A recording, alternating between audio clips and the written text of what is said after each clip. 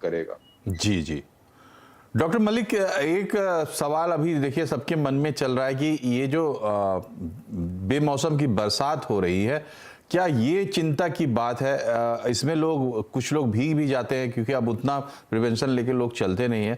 तो इस पे आपके सजेशंस क्या हैं? देखिए, जो ये जब भी बरसात आती है तो बरसात अपने साथ एक और बीमारियों का ग्रुप है जो कि लेके आती है, जिसको हम वाटर बॉर्न इलनेसेस कहते हैं। तो जब भी बरसात आती है तो पानी की कंटेमिनेशन होने के काफ़ी ज़्यादा चांसेस रहते हैं, तो उसमें हमें प्रिकॉशन लेनी बड़ी ज़रूरी है। वाटर बॉर्न इलनेसेस की अगर बात करें तो डायरिया है, डायसेंट्रीज हैं, वर्म इन्फेस्टेशंस हैं, या हेपेटाइटिस है, जो वाटर बॉर्न हेपेटाइटिस है, फूड बॉर्न हेपेटाइटिस है।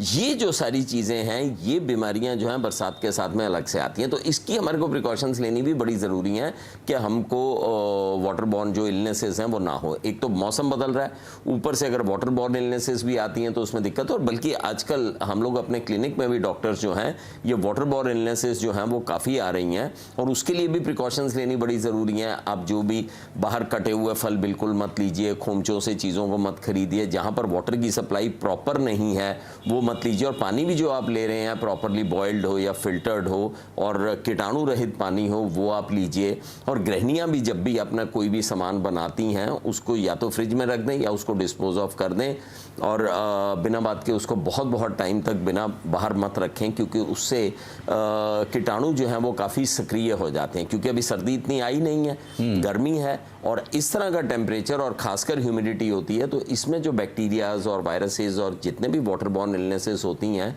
वो काफ़ी ज़्यादा प्रेसिपिटेट हो जाती हैं। तो आपने बहुत अच्छा प्रोग्राम किया है जिसमें कि हम लोग प्रिवेंशन की बात कर रहे हैं, और मैं सोचता हूँ कि नॉलेज से जो है बहुत सारी चीज़ें जो हैं वो ठीक हो जाती हैं और हम प्रिवेंशंस ले सकते हैं। तो अगर मोटे तौर पे मैं बताऊं, अगर बच्चों की खास बात करते हुए मोटे तौर पे बताऊं, तो वाटर बॉर्न इन्फेक्शंस का हमें ध्यान रखना बड़ा ज़रूरी है। रेस्पिरेटरी इन्फेक्शंस और एलर्जीज़ का हमारे को प्रिकॉशंस लेनी बड़ी ज़रूरी है।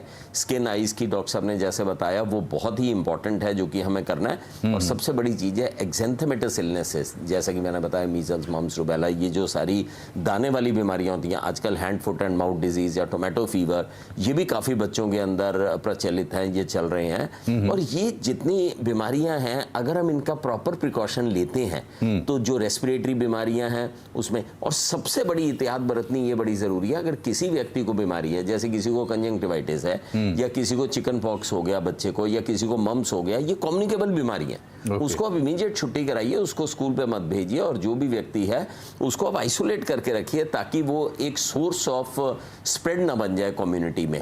तो ये अगर हम सारी प्रिकॉशंस लेके चलते हैं तो मैं समझता हूँ कि मौसम का हम आनंद भी ले सकते हैं और स्वस्थ भी रह सकते हैं। तो डॉक्टर मलिक, ये बताइए, अभी जो एक बहुत बड़ी चिंता लोगों की बनी हुई है, चूँकि हम खबरें देख रहे हैं, देखिए दिल्ली में, यूपी में खास एडवाइजरी जारी हुई है डेंगू को लेकर। तो डेंगू, मलेरिया और चिकनगुनिया, ये तीन बीमारियां, खास करके डेंगू और चिकनगुनिया बहुत ज़्यादा लोगों को चिंता दे देती हैं।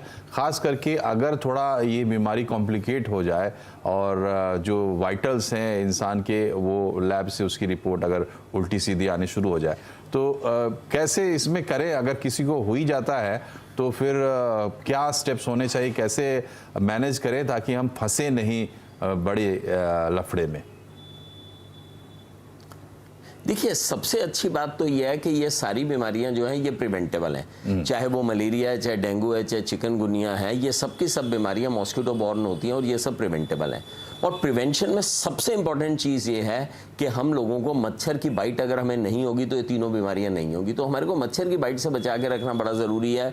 कोशिश कीजिए, खासकर अब बरसाती मौसम में इस मच्छर के बीमारियों, और बल्कि आजकल यूपी में, दिल्ली में केसेस आ रहे हैं जिसमें डेंगू फीवर भी हो रहा है और मलेरिया भी हो रहा है। तो इसके लिए प्रिवेंशन बड़ी ज़रूरी है। और प्रिवेंशन में सीधी सी चीज़ है, 3 लेवल पे प्रिवेंशन होती है। पहली लेवल पे तो प्रिवेंशन यह है कि घर के आसपास पानी को मत इकट्ठा होने दें। ये बड़ी एक इंपॉर्टेंट चीज़ है। जहाँ पर भी पानी एक हफ्ता इकट्ठा रह जाएगा वहाँ पर मच्छर उत्पन्न हो जाएगा। तो आप एक हैबिट बना लीजिए कि हर हफ्ते जो है, खासकर हमारी छत के ऊपर कई बार टैंक खुले पड़े होते हैं या पुराने टायर पड़े होते हैं, पुराने खिलौने होते हैं जिसमें थोड़ा थोड़ा पानी इकट्ठा हो जाता है, उनमें से मच्छर उत्पन्न होते हैं।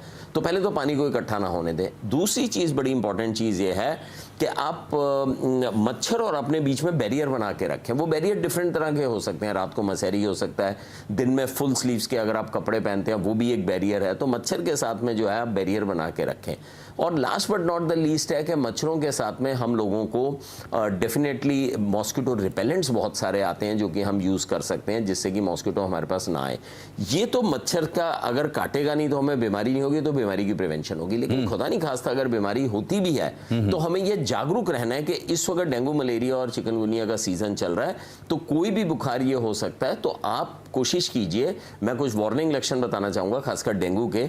कोई भी बुखार अगर आपको चल रहा है और जिसमें कि बॉडी में बहुत ज्यादा पेन हो रहा है, जिसमें रैशेज आ रहे हैं, या जिसके अंदर आंखों में काफी लालिमा है, फीवर हाई ग्रेड हो रहा है और खासकर आस पर डेंगू फीवर की हिस्ट्री है, तो हो सकता है आपको भी डेंगी हो। तो ये एक बड़ी इंपॉर्टेंट चीज है, समय रहते आप डॉक्टर को दिखाइए। इसमें बरी की बात नहीं है। 90% डेंगी फीवर जो है उनमें एडमिशन की भी जरूरत नहीं पड़ती। मोर देन 90% सेल्फ लिमिटिंग होता है जो कि चला जाता है।